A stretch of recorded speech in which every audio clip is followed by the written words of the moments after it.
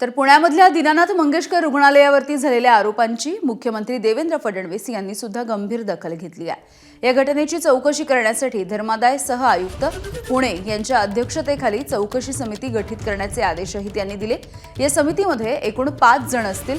आरोग्य विभाग आणि तज्ञ डॉक्टरांच्या समितीमार्फत रुग्णालयाची ही चौकशी होणार आहे।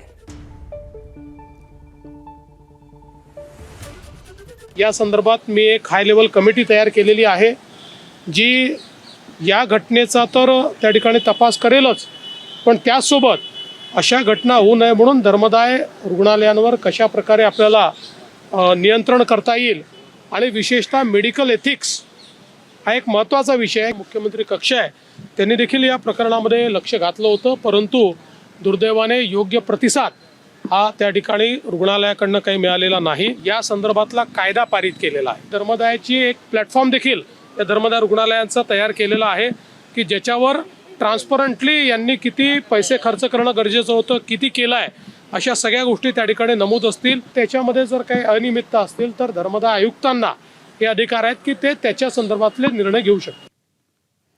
दरम्यान उपमुख्यमंत्री अजित पवार यांनी सुद्धा या प्रकरणाची गंभीर दखल घेतली आहे आणि चौकशीचे आदेश दिले।